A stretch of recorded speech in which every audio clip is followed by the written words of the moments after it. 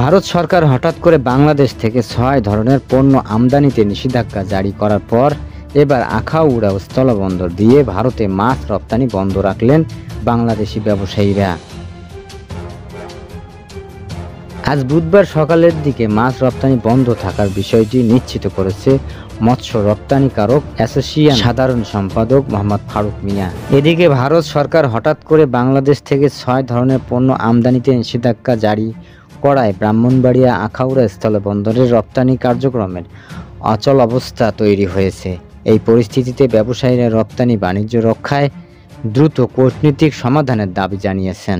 এর মধ্যে তৈরি পোশাক ও নিষিদ্ধ ঘোষিত পণ্যের মধ্যে রয়েছে বাংলাদেশি তৈরি পোশাক, ফলের স্বাদযুক্ত পানীয়, প্রক্রিয়াজাত খাদ্যপণ্য, প্লাস্টিক সামগ্রী, সুতা ও সুতার উপজাত এবং আসবাবপত্র। এর মধ্যে তৈরি পোশাক ও কাঠের আসবাবপত্র ছাড়াও বাকি সব পণ্যই নিয়মিতভাবে আখাউড়া স্থলবন্দর দিয়ে ভারতে রপ্তানি হতো।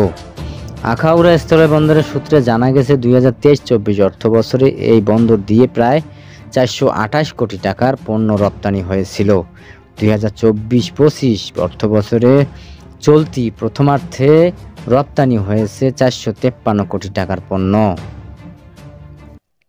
প্রসঙ্গগত দেশের অন্যতম বৃহৎ ও শতভাগ রপ্তানিমুখী স্থলবন্দর দিয়ে প্রতিদিন বাংলাদেশের বিভিন্ন পণ্য ভারতের ত্রিপুরা রাজ্য আগরতলায় পাঠানো হয়। সেখান থেকে তারা সরবরাহ করা হয় দেশটির উত্তর ও পূর্বাঞ্চলের রাজ্যগুলোতে। ভারতের হঠাৎ এই সিদ্ধান্ত দুই দেশের পারস্পরিক বাণিজ্য সম্পর্কে বিরূপ প্রভাব পড়তে পারে বলে আশঙ্কা করছেন সংশ্লিষ্টরা।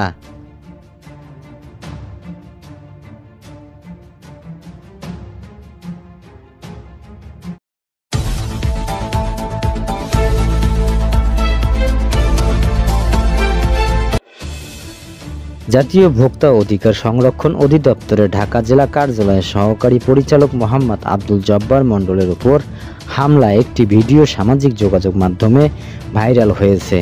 তবে ভিডিওটি সঠিক নয় বলে জানা গেছে। আজ বুধবার সামাজিক যোগাযোগ মাধ্যম ফেসবুকে এক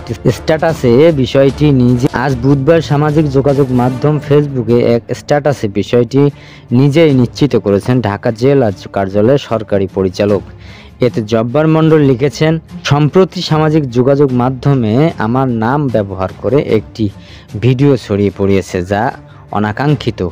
এটি একটি ফেক নিউজ। এই ভিডিওর সঙ্গে আমার কোনো ধরনের সংশ্লিষ্টতা নেই। আমাকে আপনাদের প্রার্থনায় রাখবেন। এর আগে মোহাম্মদ আব্দুল জব্বার মণ্ডলের নামে ভুয়া ফেসবুক অ্যাকাউন্ট ও ফেসবুক পেজ খোলা থানায় জিডি করেছিলেন ঢাকা জেলা কার্যালয়ের সহকারী পরিচালক। গত 31শে মার্চ তেজগাঁও থানায় তিনি এই জিডি করেন।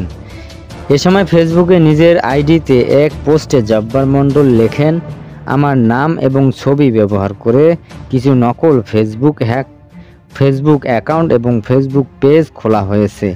এ বিষয়ে জিডি করা হয়েছে জিডি নম্বর 1699 তারিখ 31শে মার্চ 2025। এই ব্যাপারে সবাইকে সতর্ক থাকার জন্য অনুরোধ জানানো হলো।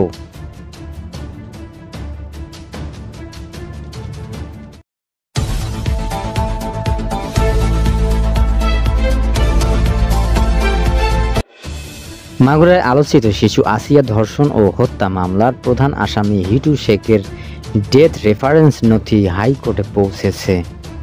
আজ বুধবার সুপ্রিম কোর্টের রেজিস্ট্রার জেনারেল কার্যালয়ে বিষয়টি নিশ্চিত করেছে। তবে দ্রুত মামলাটির শুনানিতে নিতে পেপার বুক প্রস্তুতের হাইকোর্টকে কোনো নির্দেশনা দেওয়া হবে কিনা সে বিষয়ে প্রধান বিচারপতি দক্ষিণ আফ্রিকা থেকে ফেরার পর সিদ্ধান্ত হবে বলে জানা গেছে। এর আগে গত শনিবার শিশু আসিয়া ধর্ষণ ও হত্যা মামলার প্রধান আসামি হিটু শেখকে মৃত্যুদণ্ডে দণ্ডিত করেন মাগুরা নারী ও শিশু নির্যাতন দমন ট্রাইব্যুনালের বিচারক এম জাহিদ হাসান। এছাড়াও মামলার বাকি 3 আসামিকে খালাস দেন আদালত। খালাসপ্রাপ্তরা হলেন শিশু আসিয়ার বোনের জামাতা সজীব শেখ, সজীবের ভাই রাতুল শেখ ও তাদের মা এবং হিটু শেখের স্ত্রী রোকেয়া বেগম। আলোচিত এই মামলার প্রধান আসামি হিটু শেখের 164 ধারায় স্বীকারোক্তি ও মেডিকেল রিপোর্ট পারিপার্শ্বিক সাক্ষ্য এবং মামলার মৌলিক দলিল প্রমাণ পাওয়া গেছে।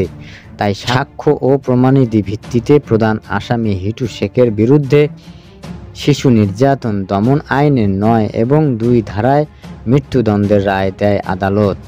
এর মধ্য দিয়ে অভিযোগ গঠন বা বিচার শুরু ২১ দিনের মাথায় আলোচিত এই মামলার বিচার কার্যক্রম শেষ হয়।